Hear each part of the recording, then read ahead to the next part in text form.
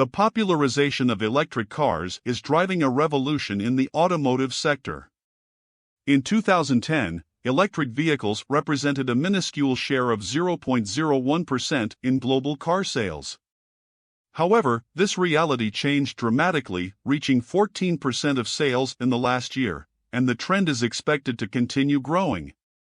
China, as one of the world's largest economies and a major consumer market, holds a prominent position in this evolution.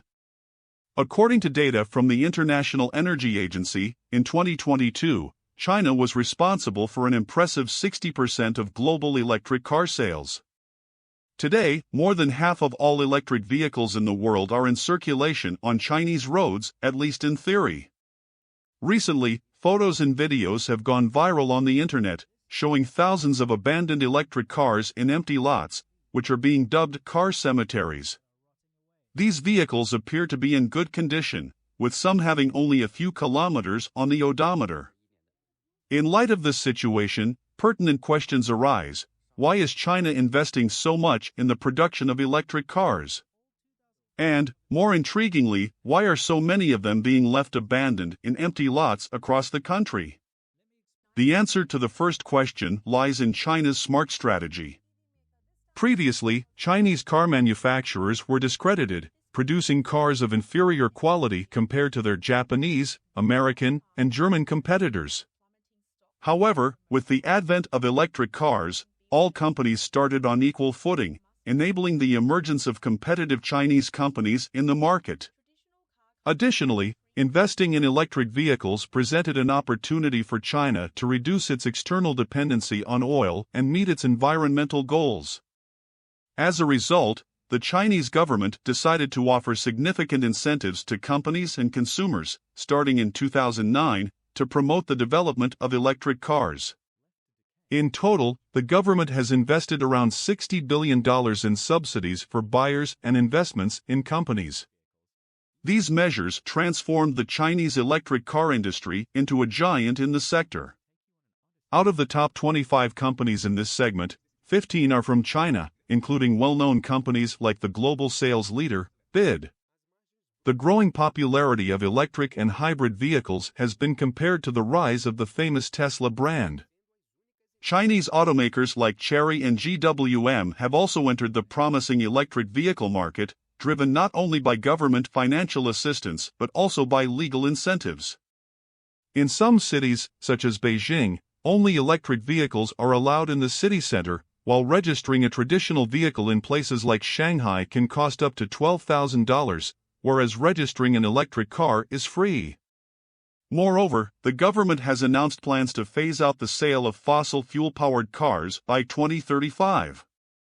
These incentives have resulted in a rapid increase in sales, culminating in the impressive numbers mentioned earlier. However, photos and videos circulating on the internet reveal a concerning reality. Many of the vehicles that contributed to these high figures are being abandoned in vehicle cemeteries scattered across various regions of the country. This scenario raises questions about what is happening. The emergence of these vehicle cemeteries can be attributed to a combination of factors, including environmental concerns and technological advancements. Changes in consumer habits and the rise of the sharing economy have also played a significant role. In China, the fusion of consumers eager for novelty and government incentives created the ideal environment for the development of the sharing economy. Sharing services for bicycles, scooters, and cars have become common in Chinese cities, transforming the urban landscape. Local companies have launched unusual services, such as sharing umbrellas, external cell phone batteries, and even basketballs. Many of these seemingly unconventional ideas received significant investments, indicating investors' confidence in the sharing economy. The availability of resources, coupled with low prices for purchasing electric vehicles and government facilitation, further propelled the vehicle sharing sector. In 2017 alone, this sector received about $76 billion in investments. With ample resources available, over 340 car-sharing companies were established in China between 2015 and 2017. Optimistic estimates at that time predicted that, in a few years, the number of available cars would surpass 600,000 units. The largest cities in the country were literally inundated with shared cars, to the point of crowding the surroundings of commercial buildings. Among the many companies that emerged, some stood out for the quantity of vehicles they offered. For instance, Ivcar declared to have 42,000 vehicles in its fleet in 2019. Other major companies, like Microcity, had between 20,000 and 40,000 vehicles available, all with plans to significantly increase that number. Even renowned car manufacturers joined the trend and launched their own car-sharing companies. Luxury brands like BMW, Mercedes-Benz, and Audi started offering shared cars. Chinese company Lifan partnered with internet giant Baidu to launch the Banda Alto, which reached its peak with over 20,000 vehicles, including thousands of Lifan 330 models, known for being Mini Cooper copies. However, fierce competition led to a predatory battle among companies for the consumer market. Without clear differentiators, many companies were forced to reduce fares and sacrifice profit margins.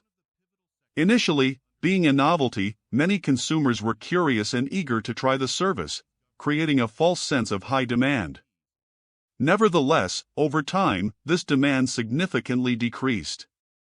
Car-sharing customers began to encounter difficulties finding available parking spaces at the end of their trips, in addition to complaining about the condition of the vehicles, reporting unpleasant situations such as dirty or poorly maintained cars. Gradually, shared travel services like Uber gained ground as customers realized they did not have to worry about parking, could use the internet during the trip, and found more comfortable and clean cars.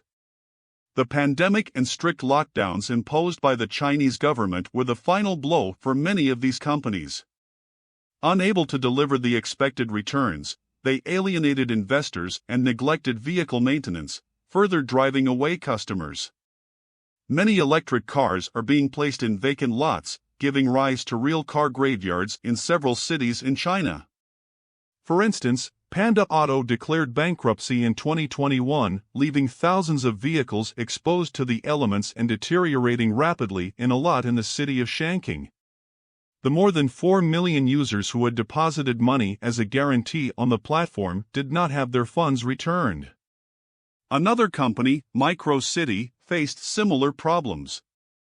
Thousands of electric cars from the company are abandoned in an empty lot in Ranxil.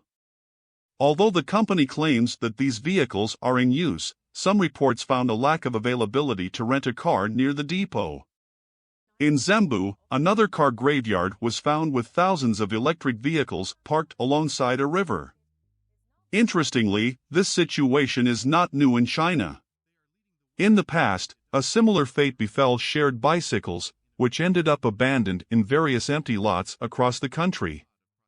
Due to the rapid deterioration of these electric cars, it is unlikely that these thousands of abandoned vehicles will return to circulation, contradicting the initial expectations for the use of these vehicles. Moreover, the lack of official information makes it difficult to know if the car batteries have been removed or if they still remain. This is a crucial issue, as the batteries contain heavy metals that, if left exposed, can cause serious environmental damage. This situation raises significant concerns, and it is necessary to understand the reasons behind this mass abandonment of electric cars in China. The scenario serves as a warning for the need to take measures to prevent the same from happening with other means of transportation and to ensure that sustainable development and environmental protection are priorities in this growing sector. Thanks for watching another Infinite Insights video, remembering that we have new videos every Monday, Wednesday and Friday here on the channel. Don't forget to subscribe so you don't miss the next ones. See you in the next video.